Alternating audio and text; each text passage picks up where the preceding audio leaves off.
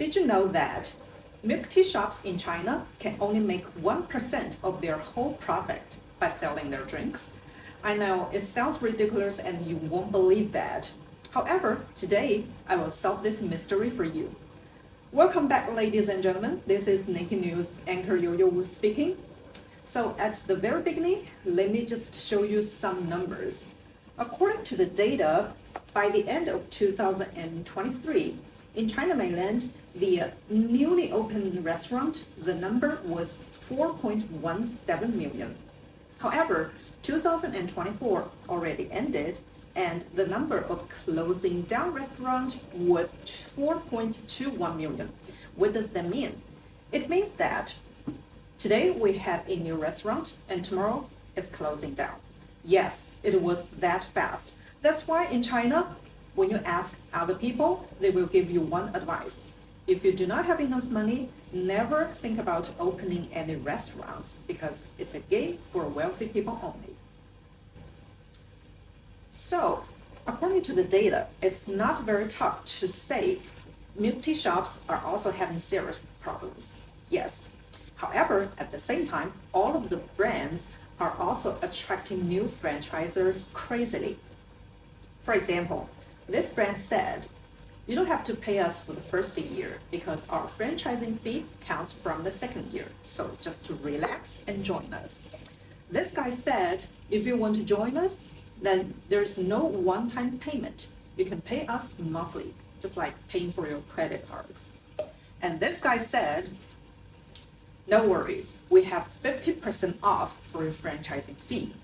So back to the topic, because they can only earn 1% of the whole profit by selling their drinks. Maybe you will ask, did they survive by using a franchising fee? No. Actually, franchising fee is high. However, it only occupies about 5% of their profit. So how did they survive? The secret was to let the franchisors donate money continuously. Of course, donating money doesn't mean shop owners are working for them as volunteers. So how did they make money from those franchisors? The answer is to purchase things for them. All of the things, from food to packaging materials, as well as all the devices, were purchased by the brand, or you can say the group, instead of shop owners themselves.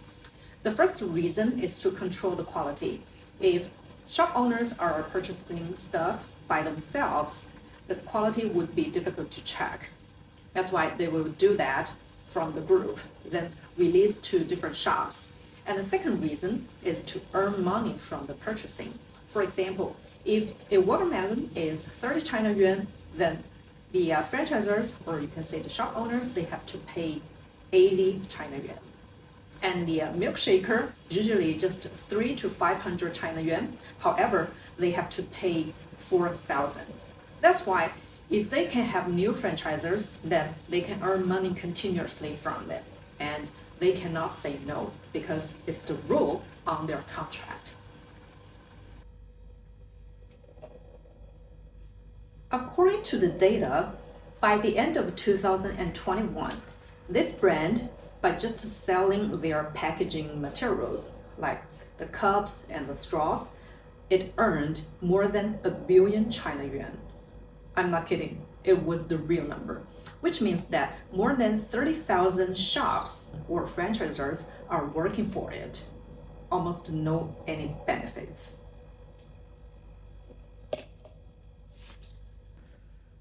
Maybe some of you might say, if we have a good location, we have enough buyers, then more or less we can earn some money. Yes, ideally it's okay. However, in reality, it's almost impossible. The economy in China is facing serious problems. People are also struggling within their own tough situation.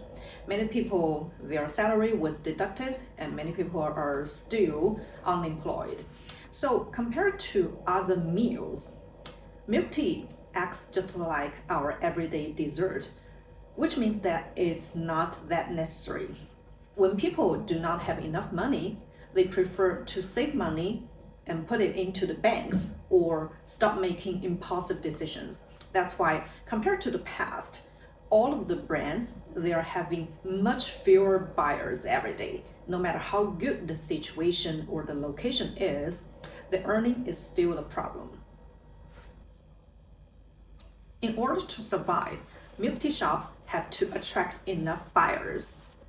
And it is very common to see discounts and promotion notifications will be pushed to our cell phone apps almost every day.